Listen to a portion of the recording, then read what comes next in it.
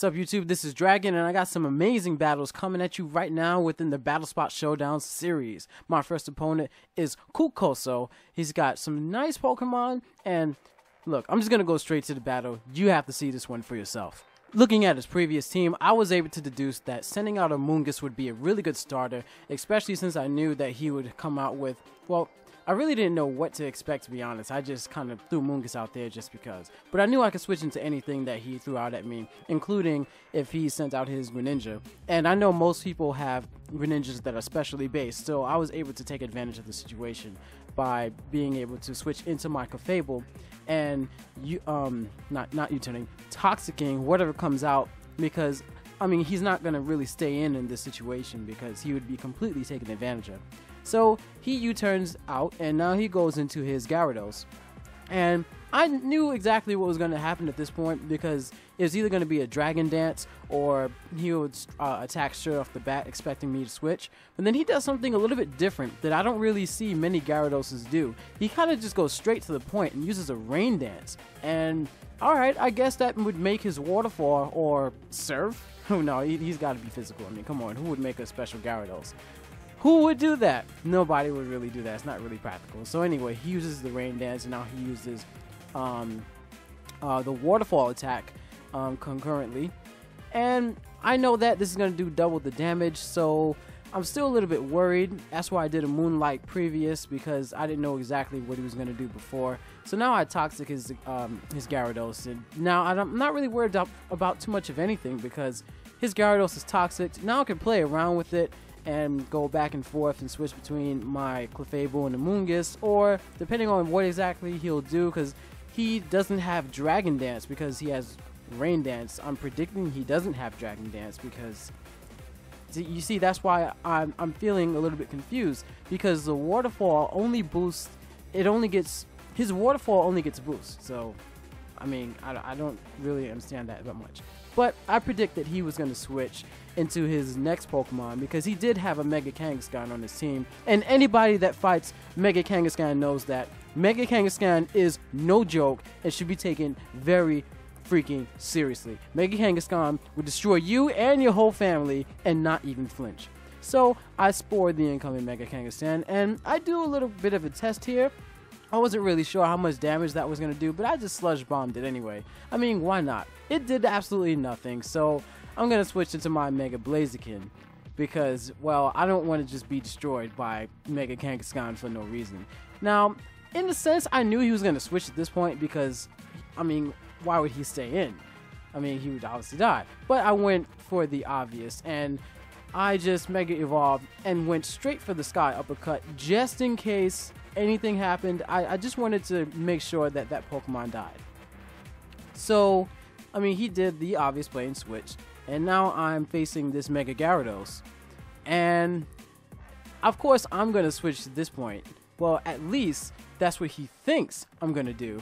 But I used Protect, and obviously because he switched, I didn't get any type of real genuine protection. But he switches back into his Gyarados, which now means that I have -2 attack. And of course I go for the semi-obvious. I knew he wasn't necessarily going to stay in because I was 1 speed faster, so he was kind of probably expecting me to use Sky Uppercut again, but I knew he was going to switch, so then I used Brave Bird so I could do more damage at that point. So I know I could probably use Protect again and kill it with another Brave Bird, but I don't want to have a -2 Blaziken that would have to fight against his Mega Kangaskhan, because it might live and then kill me, and that's terrible. So I send Clefable out as Death Fodder, unfortunately, and I switch back into my Blaziken. So now I have my attack back up to its normal, and I use Protect. He predicts that pretty well and goes for a Rain Dance. A really good play on his part. Nonetheless, he dies with the Toxic Poison, and that Toxic was very important. I honestly feel that it made the difference between me winning and losing, because that Gyarados was kind of a huge threat. So I Sky Uppercut the Greninja, and that is a real good. I feel really good about that because the Greninja is, I mean, it's a real threatening Pokemon. Greninja is really threatening. So now he sends out his Mega Kangaskhan, and he wakes up and uses Fake Out. So I'm like, okay, maybe I can take this. And this battle was a while ago, before I knew that Mega Kangaskhan's carried the Sucker Punch. Nonetheless, once this happens, now I'm really starting to get afraid. I don't know exactly if I'll be able to live or not, and I barely lived. At the skin of my teeth, I lived, and I completely finished off this Mega Kangaskhan with the Sky Uppercut, sealing the deal, and that was really a good game. My goodness. This next battle is between me and Uru, another player that understands the power of a physical Greninja.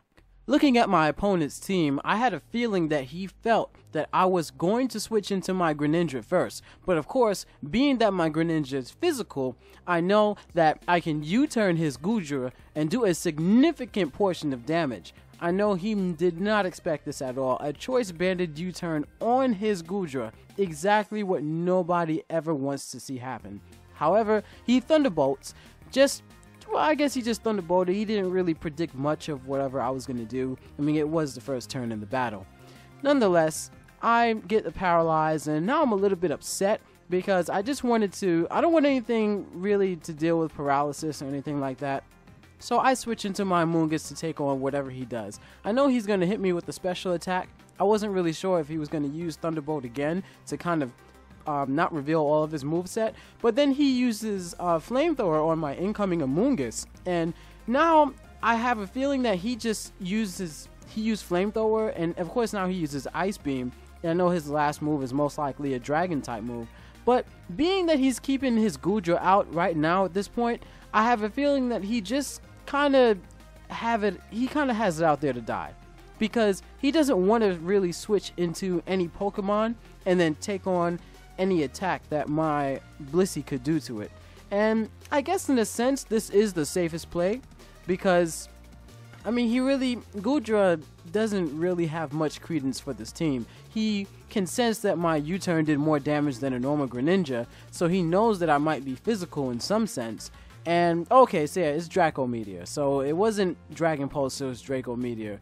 But you know, being that he is now at the lower health range at this point, and I know that he'll die on the Toxic, I soft-boiled, and now I get all of my health back. And it's almost as if Goodra never really did anything. I have regenerated on my Amoonguss, his Goodra is dead, and now I'm pretty much in the clear. So he sends out his Diggersby, and I know that this Diggersby, some of them, well, most of them have the Brick Break, and of course it's physical because it's a Diggersby, and he uses Brick Break. Now, I was slightly worried whether he'll use Return or Earthquake, because that could have done a significant portion of damage to my Amoonguss, and it may have turned the tides of the battle. I'm not necessarily sure, but I'm able to get a Giga Drain off and do a huge portion of damage to it, and then it finishes me off with another Earthquake, and my Amoonguss is unfortunately dead.